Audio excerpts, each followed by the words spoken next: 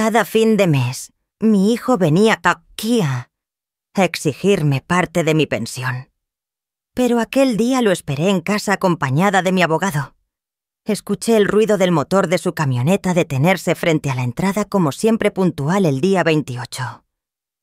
Desde la ventana observé cómo bajaba con ese aire de superioridad que lo caracterizaba, caminando como si el mundo le perteneciera. Sin embargo, esa tarde yo no estaba sola. A mi lado el licenciado Morales hojeaba unos documentos con una serenidad casi irritante. Era un hombre de unos 50 años de traje oscuro y mirada firme. Dejó el maletín sobre mis piernas. Me miró por encima de los lentes y preguntó en voz baja.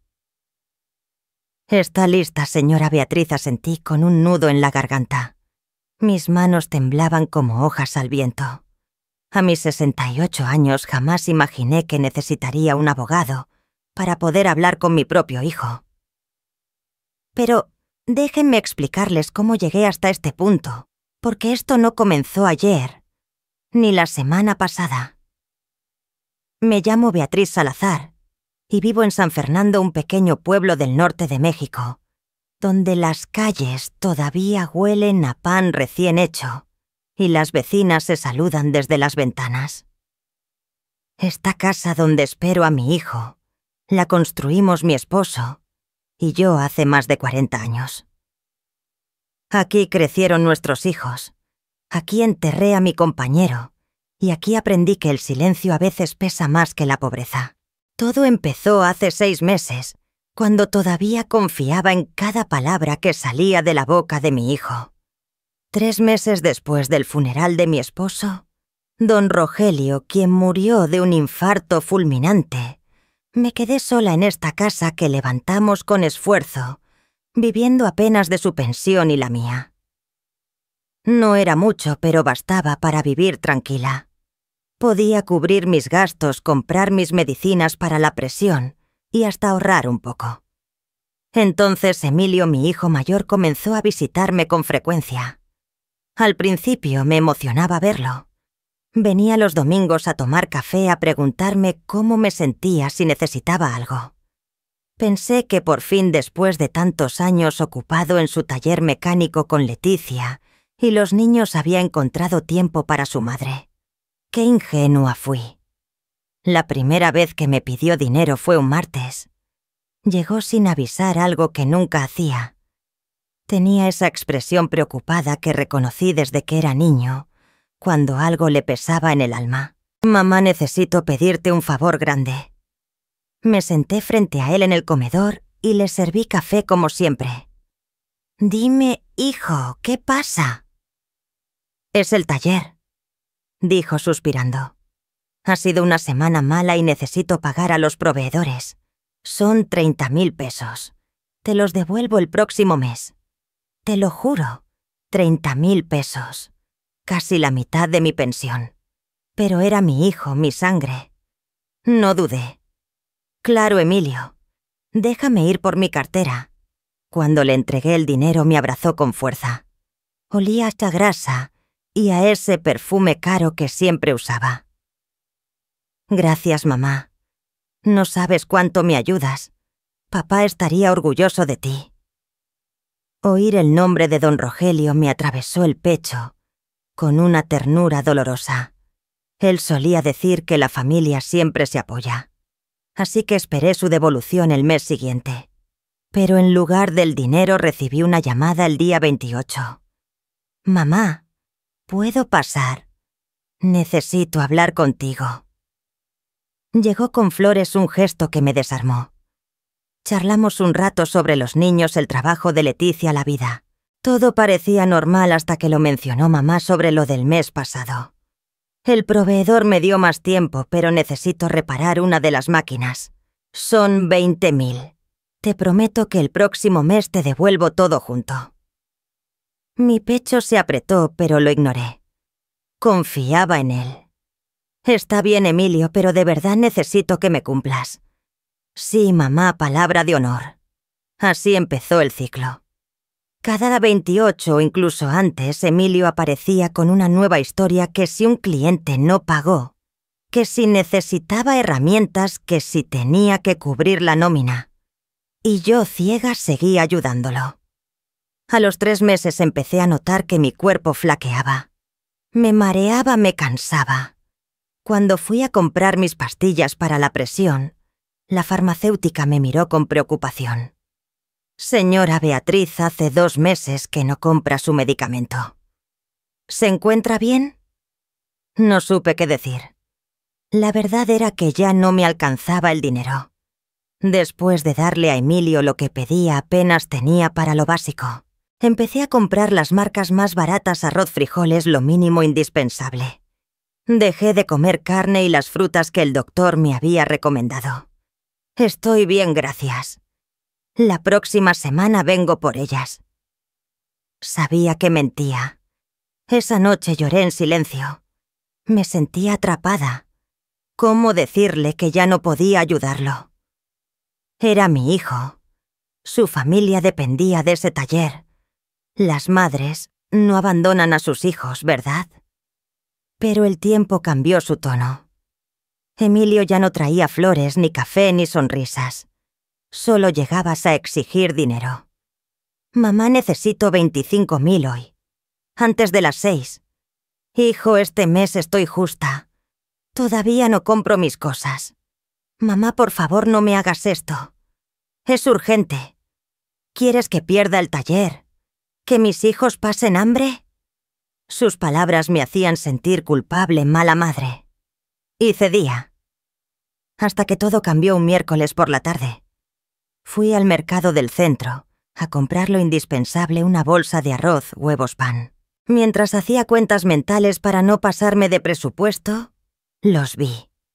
Emilio, Leticia y los niños saliendo de un restaurante caro de esos donde don Rogelio y yo comíamos solo en aniversarios. Los pequeños vestían ropa de marca. Leticia llevaba un bolso elegante. Emilio pagó la cuenta con una sonrisa, deslizando su tarjeta sin siquiera mirar el total. Me escondí detrás de un exhibidor. No quería que me vieran allí con mi ropa vieja, mi bolsa raída y mi carrito con 4 cosas tristes. Pasaron frente a mí riendo, hablando del cine. Emilio incluso le dio dinero a su hijo para comprar palomitas. Sentí que el suelo se hundía bajo mis pies. 3 días antes me había pedido 30.000 pesos para pagar a los empleados. Yo se los había dado quedándome sin poder comprar mis medicinas otra vez. Y ahí estaba él, gastando sin medida como si el dinero brotara de los árboles. Esa noche no pegué un ojo. Mi cabeza no dejaba de dar vueltas al asunto. Quizá el taller había tenido un golpe de suerte justo después de pedirme aquel dinero. Tal vez ese cliente grande por fin le había pagado, o quizá Leticia había recibido una bonificación en su trabajo. Trataba de convencerme de eso, pero en el fondo lo sabía. Esa vocecita que llevaba meses intentando silenciar me lo repetía sin descanso. Me estaba utilizando. Las siguientes 2 semanas fueron un verdadero infierno. Los mareos continuaban y cada día me costaba más trabajo caminar hasta el mercado. Una tarde, mientras preparaba un guiso sencillo, sentí que todo giraba a mi alrededor. Tuve que dejar la cuchara, apoyar las manos en el suelo frío de la cocina y respirar hondo, rogando que se me pasara. Necesitaba mis medicinas. Necesitaba alimentarme mejor. Pero sobre todo necesitaba que mi hijo dejara de arrebatarme el dinero que me mantenía con vida. Cada vez que pensaba en decirle algo, recordaba su cara cuando le pedí que me devolviera, aunque fuera una parte. Fue 2 semanas después de haberlos visto salir de aquel restaurante caro. Reuní todo mi valor y lo enfrenté. Emilio, hijo, ¿crees que este mes podrías devolverme algo de lo que te he prestado? No tiene que ser todo, pero necesito comprar mis medicinas. Se levantó tan bruscamente de la silla que me sobresaltó. Su rostro cambió por completo. Ya no era mi hijo, era un desconocido furioso. ¿En serio, mamá? ¿En serio? ¿Me vas a cobrar? Me estás llevando las cuentas. No, hijo, yo no... Yo trabajo día y noche, mamá, día y noche para sacar adelante a mi familia, para construir algo. Y tú, que tienes tu pensión asegurada cada mes, que no haces nada más que vivir tranquila. Me vas a cobrar. Emilio, por favor, no es eso. Es solo que papá estaría decepcionado de ti. Él siempre decía que la familia se apoya sin condiciones, que el dinero va y viene, pero la familia es para siempre. ¿Y tú qué haces? Me cobras como si fuera un extraño. Me quedé helada. Sus palabras me atravesaron como cuchillos. Pensé en don Rogelio y sentí que tal vez él estaría decepcionado de mí, que yo era la mala por pedirle que me devolviera lo que era mío. Perdón, hijo. No quise... Olvídalo, mamá. Veo que tu dinero vale más que tu propio hijo. Dio un portazo tan fuerte que las ventanas vibraron. Me quedé sentada en el comedor llorando como no lo hacía desde el entierro de mi esposo. Me sentía la peor madre del mundo, egoísta, miserable, ruin. Esa noche casi no dormí. Los mareos se intensificaron y sentía punzadas en el pecho que me llenaban de miedo. ¿Y si me daba algo? ¿Y si me pasaba lo mismo que a don Rogelio, un infarto repentino? ¿Quién me encontraría? Desde aquella discusión, Emilio casi no volvió a visitarme. Esa noche, mientras intentaba preparar algo de comer, el aire se me fue de golpe. Sentí como todo daba vueltas y tuve que apoyarme en la pared. Alcancé a llegar hasta la puerta antes de caer. Cuando desperté estaba en el suelo con el brazo adolorido y el corazón latiendo desbocado. La vecina doña Carmen golpeaba la puerta desde afuera. «Señora Beatriz». «Está bien», gritaba preocupada. Con esfuerzo logré responder. Ella ya entró corriendo, me ayudó a incorporarme y me dio un vaso de agua. «No puede seguir así, tiene que comer, tomar sus pastillas», me dijo con los ojos húmedos. Yo solo asentí avergonzada. Cuando ella se fue me quedé mirando la mesa vacía. Supe entonces que si seguía callando un día, ya no despertaría. Claudia, mi hija menor, vivía en otra ciudad a casi 5 horas de camino. La idea de morir sola en mi casa me helaba la sangre, más que cualquier otra cosa. Una semana después sonó el teléfono. Era ella. Hacía tiempo que no hablábamos. Siempre estaba ocupada con su trabajo en la capital, y yo no quería importunarla con mis penas. «Mamá, ¿cómo estás? Bien, hija, bien». La prima Leticia me contó que te vio el domingo en misa y que te notó muy delgada. «¿Estás comiendo bien?»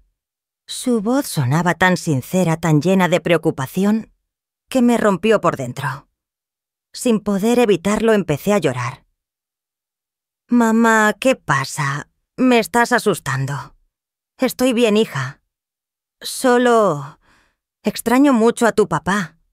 «Mamá, yo te conozco. ¿Hay algo más? Dímelo». Y entonces, como si se abriera una compuerta, le conté todo. Cada peso que le había dado a Emilio, cada promesa incumplida, las medicinas que no podía comprar, los mareos, el hambre aquel día en el restaurante, todo. Claudia guardó silencio varios segundos. Cuando habló su voz temblaba de indignación. «¿Desde cuándo pasa esto?» «6 meses más o menos. Y Emilio nunca te devolvió nada. Dice que lo hará. Que el taller... Mamá, el taller de Emilio va muy bien.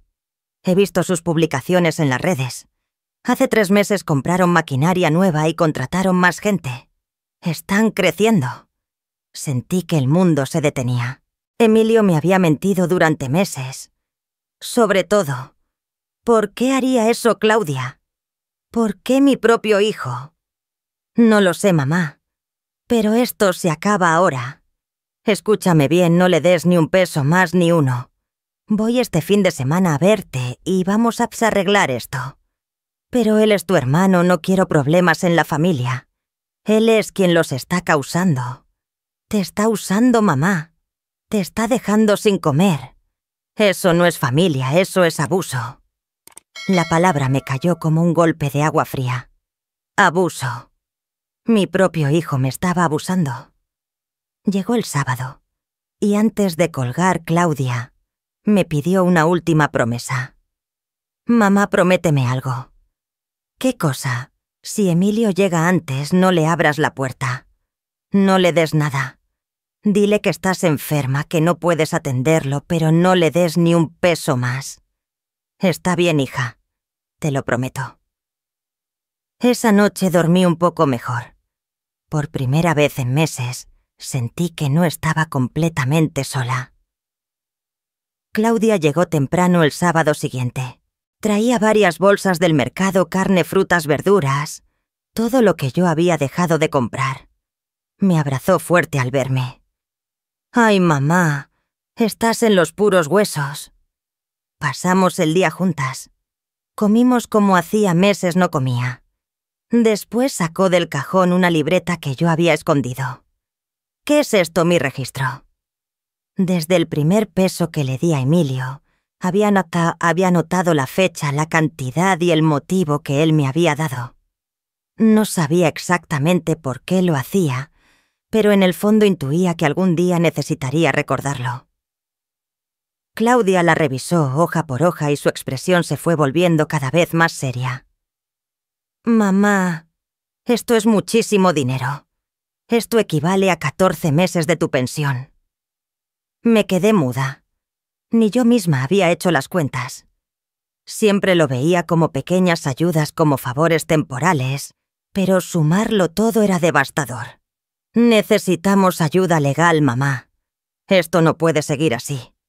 Legal, Claudia, no quiero meter a mi hijo a la cárcel. No se trata de eso, mamá. Se trata de que te devuelva tu dinero y entienda que lo que hace está mal». Conozco a alguien a quien el licenciado Morales. Fue compañero de un amigo mío en la universidad. Es buena persona y trabaja con casos de adultos mayores. La expresión «adultos mayores» me hizo sentir vieja frágil. Pero sabía que Claudia tenía razón. A mis 68 años, con la salud debilitándose, necesitaba protegerme. El lunes fuimos a la oficina del licenciado Morales. Era un hombre amable de voz tranquila. Escuchó toda mi historia sin interrumpir. Revisó la libreta con atención, pasando cada página con cuidado. «Señora Beatriz», dijo finalmente, «lo que su hijo está haciendo se llama abuso financiero a un adulto mayor. Es un delito. Pero entiendo que usted no quiere llegar tan lejos.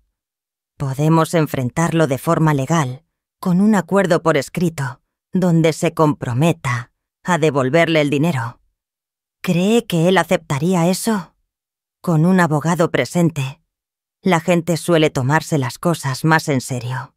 Usted dice que su hijo la visita cada día 28, ¿verdad? Sí, ese día cobro mi pensión. Perfecto. El próximo 28 es en 3 días. ¿Le parece bien que yo esté presente en esa reunión? Miré a Claudia. Ella sintió con determinación. Luego miré al licenciado Morales, cuya voz inspiraba confianza. Está bien, dije. Hagámoslo. Los 3 días siguientes fueron los más largos de mi vida. Claudia tuvo que volver a su ciudad por compromisos de trabajo, pero me llamaba cada mañana y cada noche. ¿Ya te llamó Emilio? No, nada. Perfecto. Mantén el plan. El licenciado llega a las 10. Emilio siempre aparece cerca del mediodía. ¿Verdad? Sí. Todo va a salir bien, mamá. Eres más fuerte de lo que crees. Quizá lo era. No lo sabía. Pero ya no había vuelta atrás. La mañana del 28 me levanté temprano.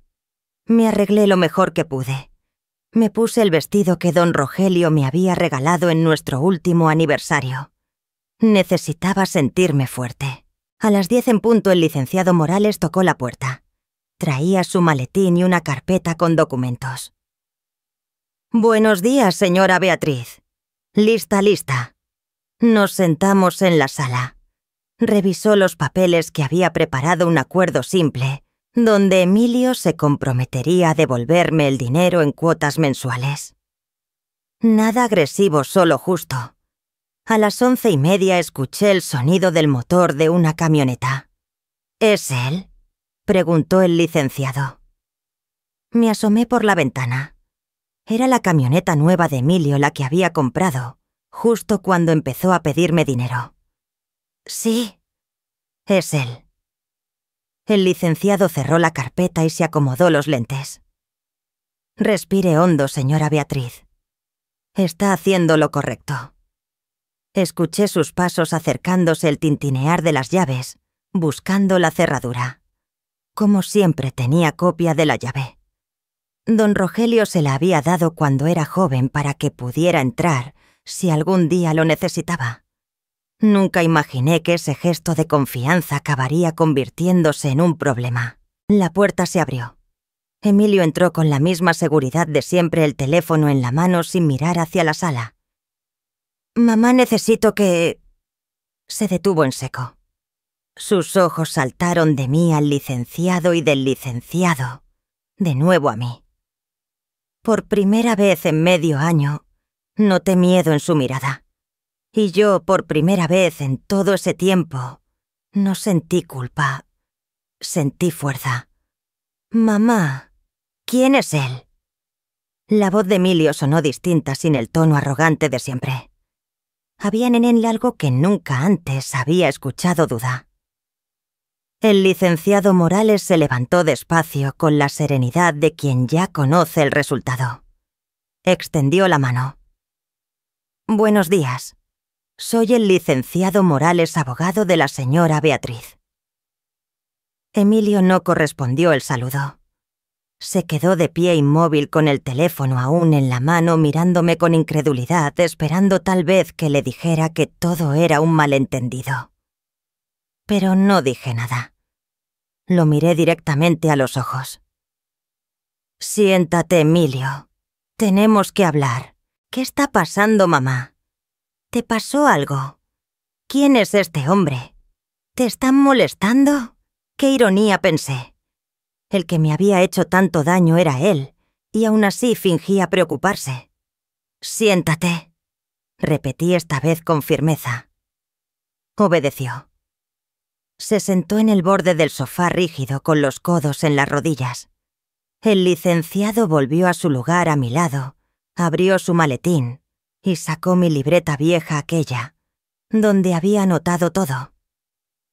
«Señor Emilio», dijo con voz pausada, «su madre me ha pedido que la ayude a resolver un asunto pendiente con usted».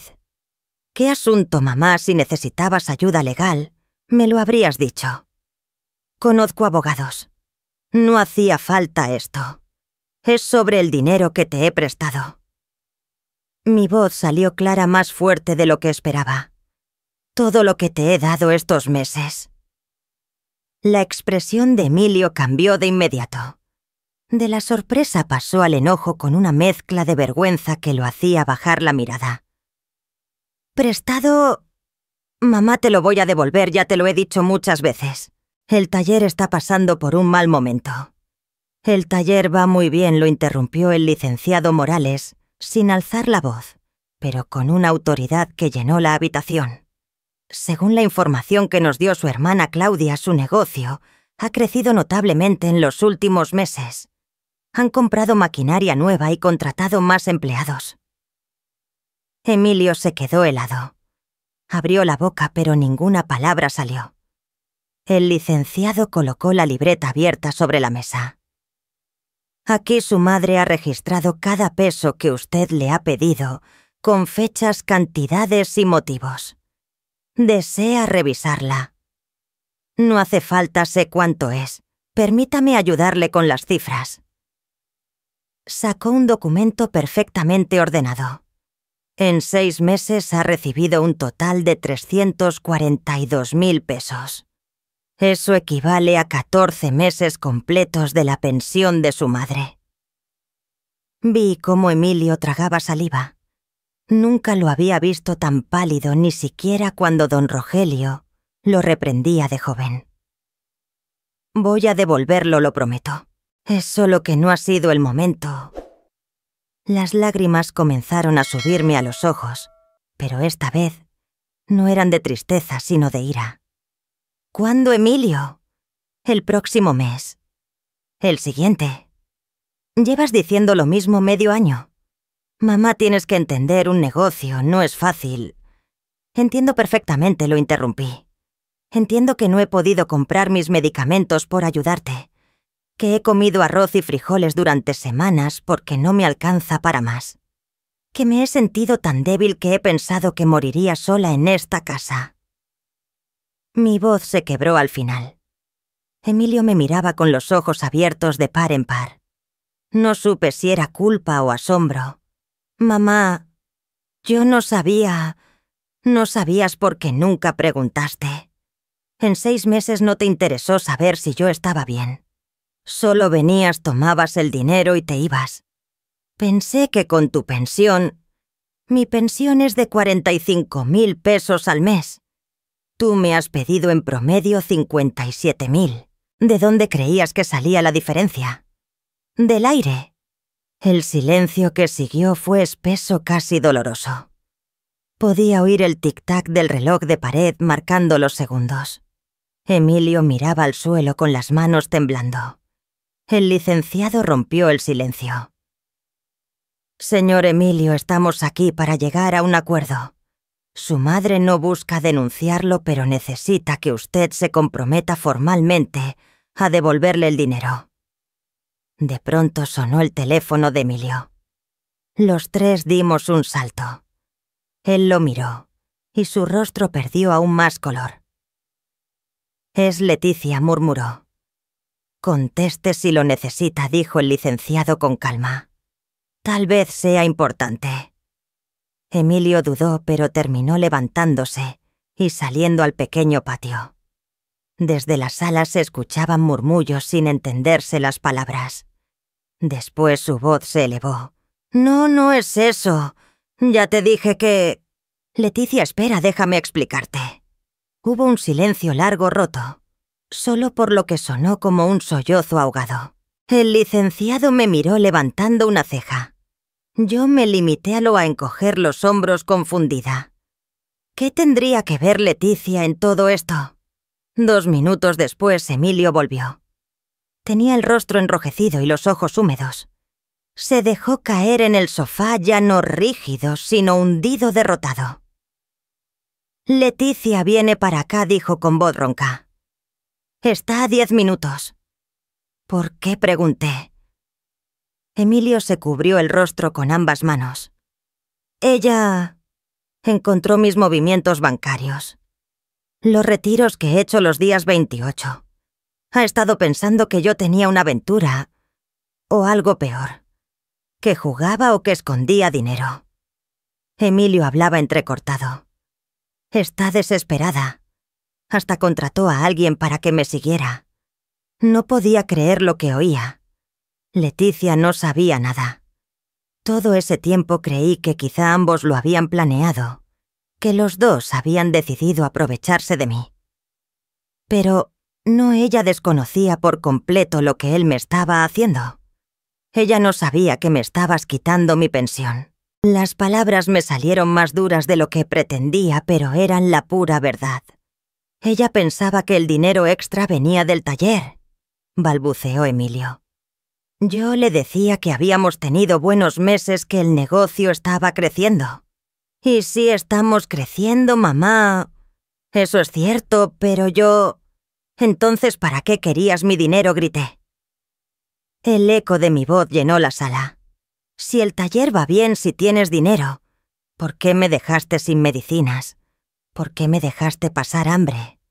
Emilio no respondió. Se cubrió la cara con las manos temblando.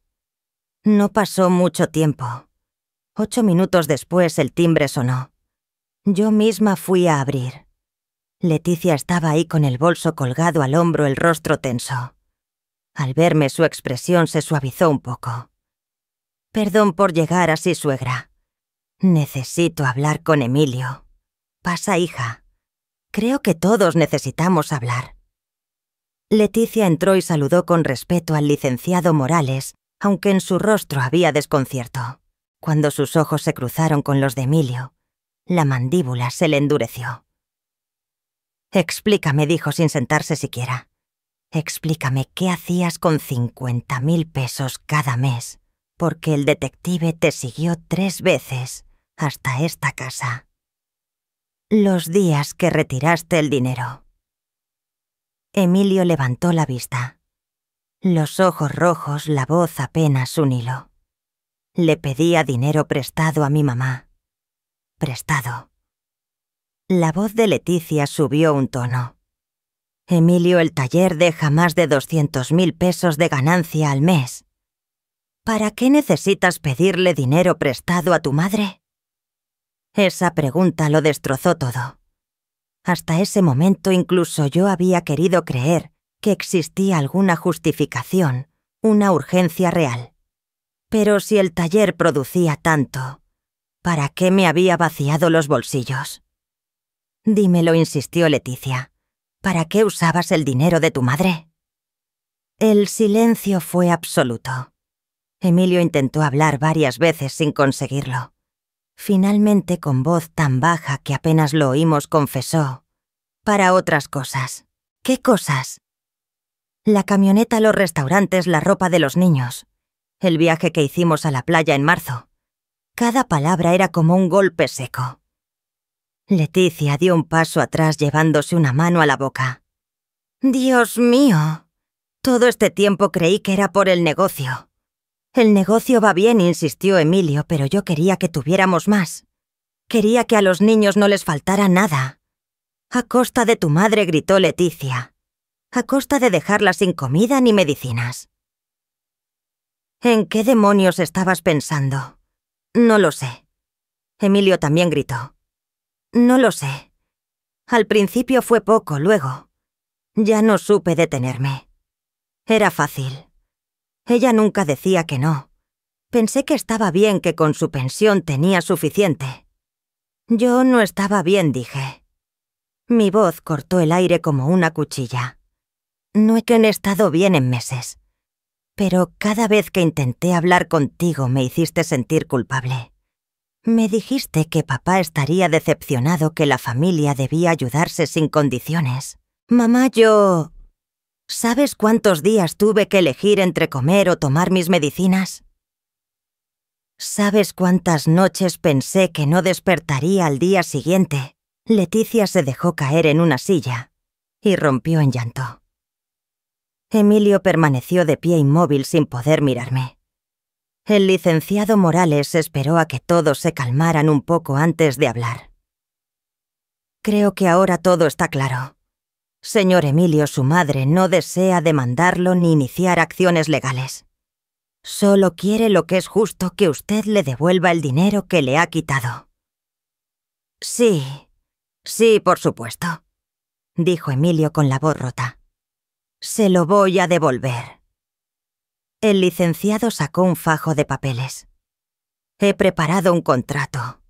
Usted se compromete a devolverle la suma de 342.000 pesos en cuotas mensuales de 14.200 pesos durante 2 años.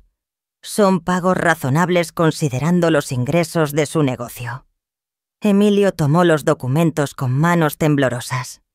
Apenas los leyó. Está bien, firmo lo que sea. Hay una condición más, dije. Mi voz sonó firme, desconocida incluso para mí.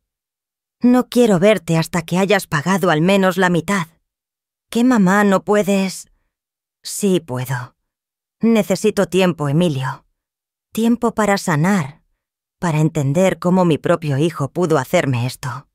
Mamá, por favor. Es mi condición. Si quieres que esto no llegue a los tribunales, la aceptas. Leticia se limpió las lágrimas y habló con serenidad. Yo también firmaré como testigo y garante. Si él no cumple, yo asumiré los pagos. Se lo prometo, suegra. Esto nunca debió pasar. El licenciado asentó Redactó las firmas finales. Emilio firmó con mano trémula. Luego Leticia. Fui la última. Cuando escribí mi nombre, sentí que una piedra enorme se levantaba de mi pecho. Una copia para usted, señora Beatriz. Una para el señor Emilio y otra para mis archivos, dijo el licenciado Morales ordenando los papeles. Emilio permaneció de pie con su copia en la mano sin saber qué hacer. «Deberías irte», dije en voz baja. «Ya no hay nada más que hablar hoy». Asintió despacio. Caminó hacia la puerta, se detuvo un segundo. «Lo siento, mamá. De verdad lo siento». No respondí. Cerré la puerta detrás de él.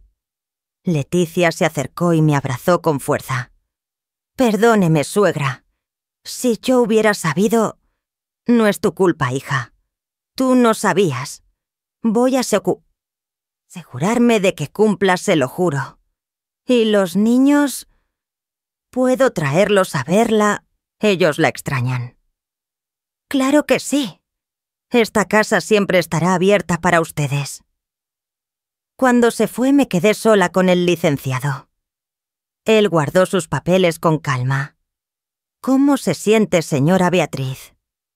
«No lo sé. Cansada, triste, pero también aliviada. Hizo lo correcto. Lo más difícil, pero lo correcto». Después de que se marchó, el silencio volvió a llenar la casa. La misma sala donde durante meses había entregado mi dinero, pero ahora todo se sentía distinto. Pasaron 3 meses, cada día 15, una transferencia exacta de 14.200 pesos llegaba a mi cuenta. Emilio cumplía. Sin excusas, sin retrasos. Pude comprar todos mis medicamentos. Llené mi refrigerador con comida de verdad, carne, frutas, verduras. Incluso me permití comprar un pastel pequeño para celebrar mi cumpleaños, algo que no hacía desde que don Rogelio murió. Los mareos desaparecieron.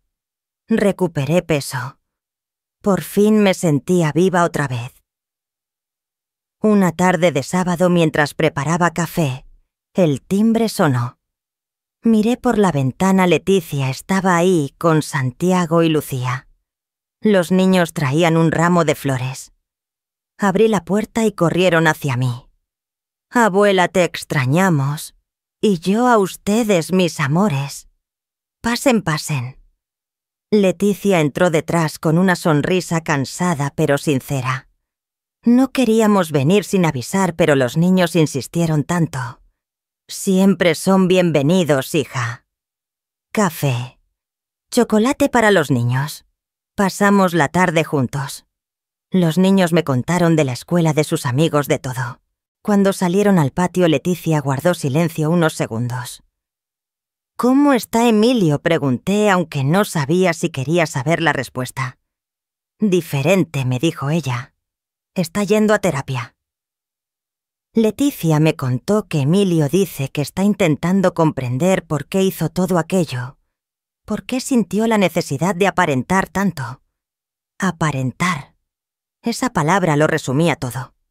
Todos sus amigos de la infancia ahora tienen empresas, casas, enormes, coches nuevos. Emilio siempre sintió que se quedaba atrás, aunque el taller iba bien. Y entonces empezó a gastar para demostrar que él también podía, sin importarle de dónde salía el dinero. Leticia negó con la cabeza, las lágrimas corriéndole por las mejillas. Creo que se engañó a sí mismo. Se convenció de que era un préstamo momentáneo, que más adelante lo devolvería todo. Cada mes le resultaba más sencillo venir a pedirme dinero que aceptar la realidad. Estaba viviendo una vida que no podía sostener. Vendió la camioneta, continuó. Ahora tiene una más sencilla. Dejó los restaurantes caros. Está intentando reconstruirlo todo desde la verdad. Es duro, pero al menos está en el camino correcto. Nos quedamos calladas un momento. El silencio se sentía distinto, más sereno. Entonces Leticia preguntó lo inevitable. ¿Algún día podrá volver? ¿Podrás perdonarlo? Suspiré. Era una pregunta que me había hecho muchas veces frente al espejo. Cuando me demuestre que de verdad cambió. Cuando entienda que el amor no se compra ni se mendiga. Cuando comprenda que el valor de una persona no está en lo que posee, ni en lo que aparenta tener. Entonces tal vez sí. Y cuando termine de pagar le preguntó en voz baja. Sí asentí, pero no por el dinero en sí, sino porque necesito verlo cumplir su palabra. Necesito saber que esta vez es diferente. Leticia asintió secándose las lágrimas. Es justo, dijo simplemente. Cuando se marcharon, la casa volvió a quedarse en silencio. Pero ya no era ese silencio pesado y triste de antes. No era miedo ni abandono. Era paz. Esa noche saqué la libreta vieja, la misma donde había anotado cada peso que le di a Emilio, y la abrí. Ahí estaban todas las fechas, los montos, las razones. Cada página era una herida, pero también una muestra de mi fortaleza, porque fui yo quien decidió ponerle fin. La cerré despacio y la guardé al fondo del cajón. No la tiré. Formaba parte de mi historia, pero ya no necesitaba verla todos los días.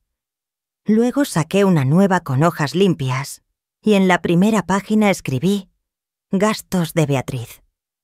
Enero. Empecé a anotar lo mío, mis medicinas, mi comida, mis cosas. Por primera vez en muchos meses, mi dinero era realmente mío. Don Rogelio solía decir que el respeto se gana. Yo tuve que enseñarle a mi propio hijo lo que eso significaba. Tuve que demostrarle que una madre no es un cajero automático, que el amor tiene límites cuando se convierte en abuso, que la familia debe cuidarse, no destruirse. No sé si Emilio y yo volveremos a tener la relación que teníamos. Quizás sí, quizá no. Pero lo que sí tengo claro es que nunca más permitiré que nadie me haga sentir culpable por protegerme. Tengo 68 años y aún me quedan muchos por vivir. Y esta vez pienso vivirlos con dignidad. Apagué la luz de mi habitación y me recosté. Por primera vez en mucho tiempo me dormí tranquila, sin miedo al día 28, sin miedo a una llamada inesperada, sin miedo a mi propio hijo. Me dormí en paz, y esa paz, lo supe entonces, ya nadie podría quitármela. A veces pienso que la vida, en su manera más silenciosa, nos enseña las lecciones más duras, cuando ya creemos haberlo entendido todo. A mis 68 años nunca imaginé que todavía me quedaban batallas por pelear, ni que la guerra más difícil no sería contra el tiempo, sino contra el olvido de mí misma. Porque eso fue lo que me pasó, me fui apagando poco a poco para sostener a los demás. Dejé de comer bien para que otro comiera mejor. Dejé de dormir tranquila para que otro soñara sin culpas.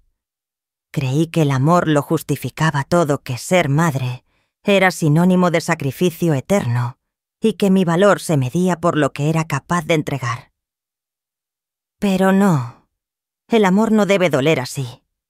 Durante meses pensé que ayudar a mi hijo era lo correcto, hasta que entendí que estaba ayudándolo a hundirse y de paso me estaba hundiendo con él.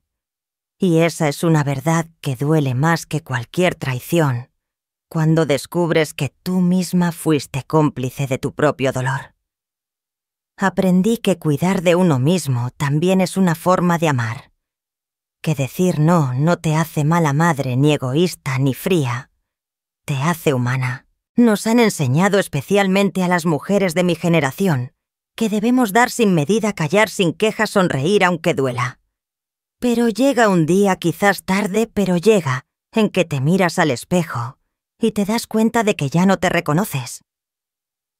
Ese día, aunque el corazón tiemble, hay que tomar una decisión, empezar de nuevo. Yo lo hice. Y no fue fácil. Tuve que aprender a escuchar mi propio cuerpo, mi propia voz, a entender que merezco respeto incluso de aquellos a quienes más amo. Tuve que perdonarme por haber confiado demasiado, por haber creído que el cariño se gana a base de renuncias. Ahora sé que la dignidad no tiene edad, que los años no nos vuelven invisibles sino sabios, que no somos una carga, somos historia, raíces, memoria viva. Y merecemos vivir con paz, con voz, con derechos. No quiero que nadie más llegue a mi edad sintiendo miedo de quedarse sola, miedo de decir basta, porque no hay nada más poderoso que una mujer mayor que decide ponerse en primer lugar. No es egoísmo, es justicia. Hoy cuando abro las cortinas por la mañana y veo la luz entrar por mi ventana, siento algo que creí perdido. Gratitud. Gratitud por seguir aquí. Por tener el valor de seguir adelante con las manos llenas de arrugas. Sí, pero también de historias. Y con el alma limpia de culpa. A veces el perdón no se da a los otros. A veces el perdón más importante es el que nos debemos a nosotras mismas. Perdonarnos por habernos callado tanto, por habernos olvidado, por habernos dado hasta vaciarnos. Si algo quiero dejar con mi historia es esto: no esperes a que la vida te enseñe a la fuerza lo que tú ya sabes en el fondo del corazón. Quiérete, respétate, cuídate, porque al final del camino la paz que sientes contigo misma vale más que cualquier otra cosa. Y si alguna vez alguien intenta hacerte sentir culpable por protegerte, recuerda que no hay amor más verdadero que el que te enseña a no perderte por nadie. Yo lo aprendí tarde, sí, pero lo aprendí a tiempo para vivir el resto de mis días con dignidad. Y ahora, mientras escribo estas últimas palabras, me pregunto, ¿tú qué harías si tuvieras que elegir entre seguir entregando todo o empezar a cuidarte por fin? Cuéntamelo en los comentarios. Quiero leerte.